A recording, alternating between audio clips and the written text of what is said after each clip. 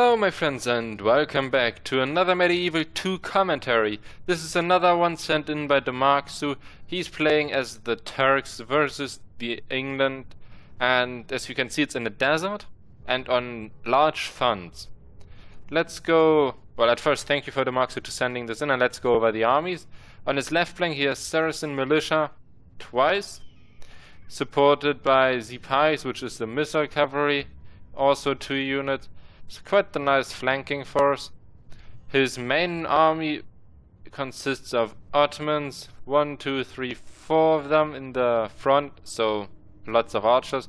Second line are Azabs, 1, 2, also 4 as always, and then dismounted Sipahi lances.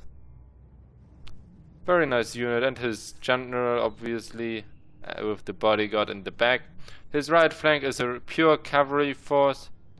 And we have Armenian cavalry once, Sipahi lancers twice, 3 Sipahi lancers and 1 Armenian cavalry. And as you can see, he's very spread out. He doesn't have it in one massive army column, as this guy does, the English player. He positions stakes in front of his army. I mean, they don't have the best vision to shoot, but with the stakes here, that prevents any cavalry from attacking them frontwards. And these are yeoman archers, 1, 2, 3, 4 of them in the front line. The second line is also 4 units of armored swordsmen. As we can see, they are heavily armored.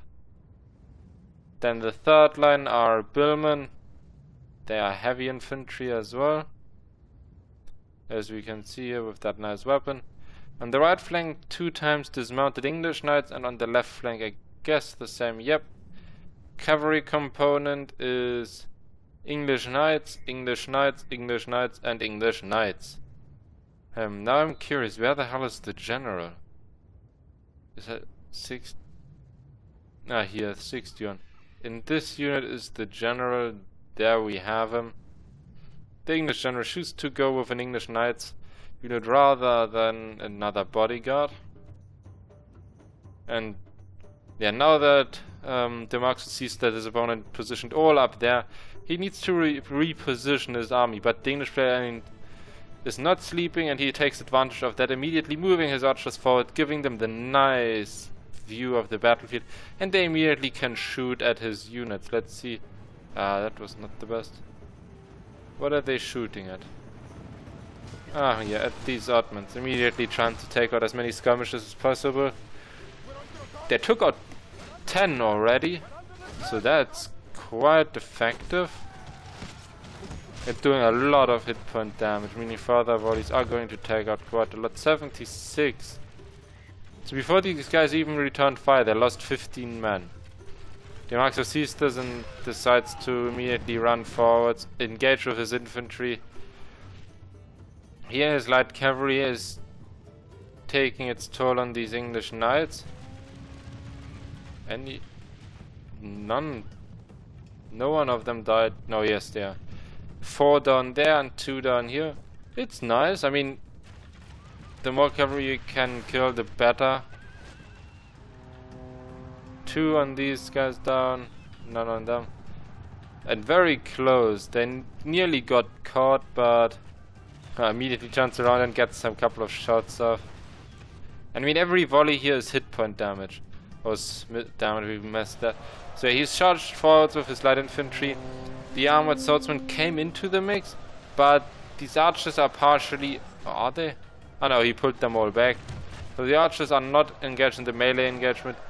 Only the heavy infantry of England, which are superior to the light infantry of Demarxu, but he's using his cavalry to get flanking charges, and these flanking charges very quickly kill off quite a lot of units.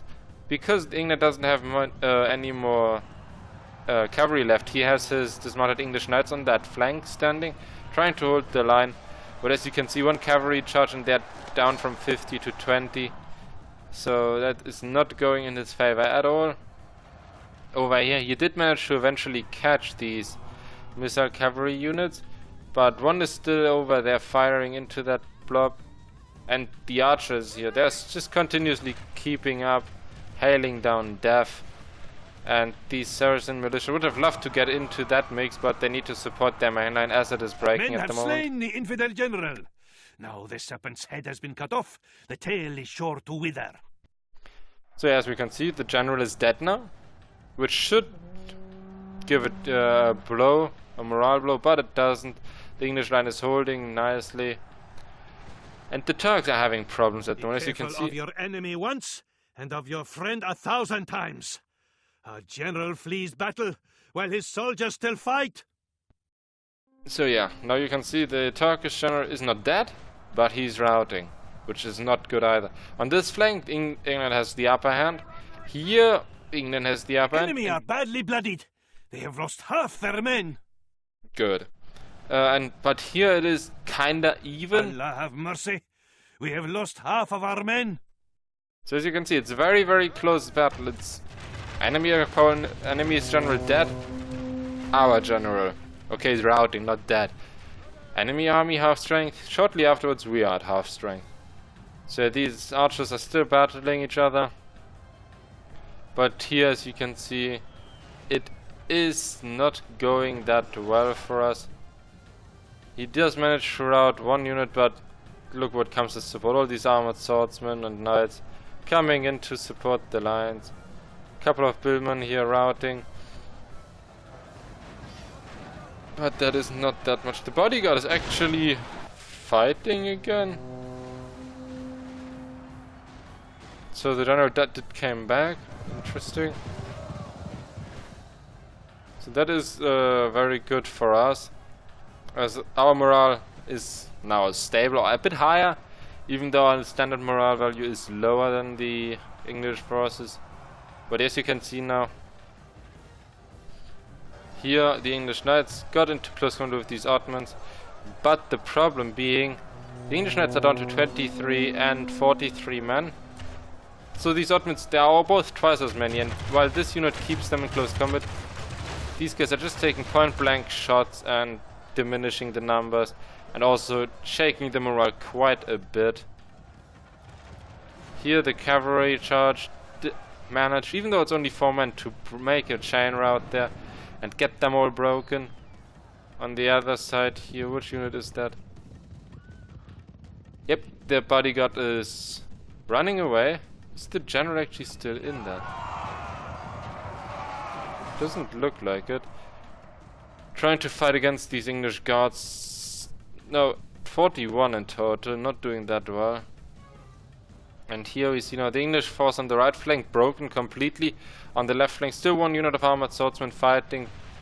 But all these archers still standing and firing. One is dead, one is weak, and the other two are still on about 50 men. So the Turk still has quite the task ahead of him, as his units, they are not the best. I mean, he's engaging now with his missile infantry to get these last infantry units off the field. His general actually managed fights to... with horns made of clay. We are winning the battle. His general... the Zippais came as support. They did manage to rout one English knight, but the other one is now winning, and there are 22 men left, which is quite a strong force. And now we see 4 units rallied again: billmen, dismounted English knights, billmen, and armored swordsmen.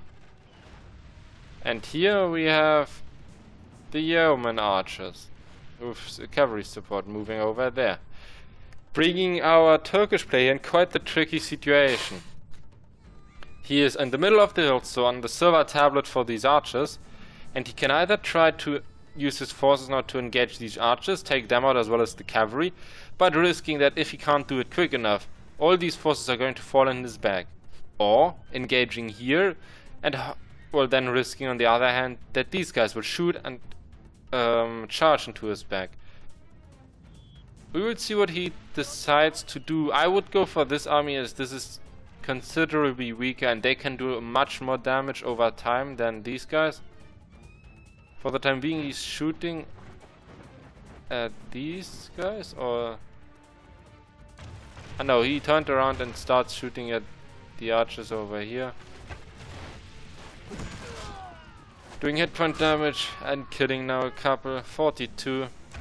Now his infantry is marching forward over this way, but the English player uses then these forces to march forward. He can't run as they're all very tired already, but here their time is finally over. They don't have that much more to shoot at. I mean, they are doing quite significant damage here. 17 men only left, 25. And that cavalry, because these are spear units smartly, is not charging right into them. Trying to go around and get into these archers as he recognizes that these are the units that are going to kill him off. But 2 units here and the other 2 are here. And they're all going to shoot into that massive blob. So, yeah, and then the support over here just comes in and they immediately rout. There's 60 men, they were exhausted. So still, these guys left. What was this? Saracen militia did manage to get in close combat, but only managed to kill 6 men and then routed. So again, continuing fighting, continuing firing. And now the English force over here is coming closer and, well, nope, not anymore. Now they're starting to run. They were standing, not sure why they did that. But Turkish player now, or the Marxus, realizes, why should I stay there? I just position myself on this slope and get a nice downhill advantage. And now here, melee versus melee, the archers. And immediately the Yeoman archers rout. Victory is well within our grasp. In time our foe will surely see this and lose heart. We will see about that. So what do we have left? Let's go over the English army first, that's easier. Armored swordsmen 28 men. Billmen 29 men. Dismounted English knights 28 and billmen 20 men. They are all heavy infantry. So every soldier there is very strong and not to be underestimated. But the Turkish player has left Ottoman infantry 61. Ottoman infantry 68, Ottoman infantry 52, Ottoman, okay, that's 9 men, that's not that impressive. And his melee infantry is very, very depleted. 9 men on the dismounted Sipahi lances, 5 men on these guys, and 9 men on them. So in a head-on engagement he would lose significantly. But he has all of his archers and they seem to have quite a bit of ammunition left. So he's trying to pick off every unit a couple of men to make them smaller sized. And if he just gets a nice charge and kills 1 or 2 in the charge, with the archer support then, they should immediately rout. Causing, if possible, a chain rout. Here he moved his units down to try to bait them. And we can see a 15 men left, 20. He already killed quite a nice amount again with just a bit of concentrated archer fire. 28 and 28, so these units are going to be the more tricky bait, or more tricky target. But 28 still, but a lot of hit point damage taken. 27, so 1 down. And here 27 men left. And now we get the downhill charge. Not even 1 guy lost, now 2 men lost and immediately routing. This causes the chain rout I said, and here 22 men, 21.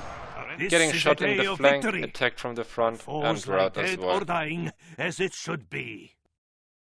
So very, very close battle, and I think the MVPs for the Marxu are indeed his archers. Let's see. Casualties inflicted.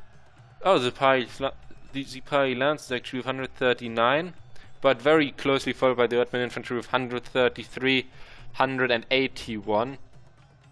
His other Sipahi Lance is 112, Azov's 40, and then Sipahi 60 is...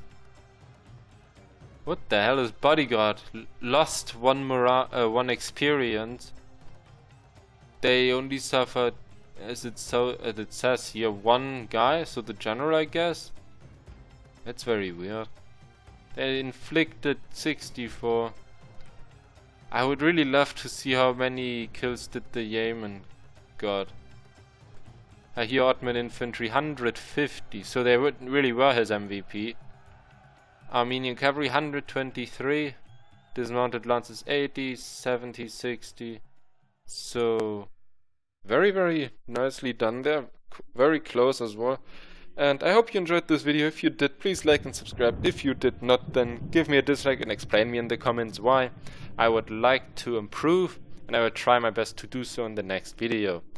And if you want me to commentate one of your sent-in replays, then just text me on Steam, YouTube, Twitter, wherever, and I will tell you how to do it and which email to send the replays to. And as always, see you next time.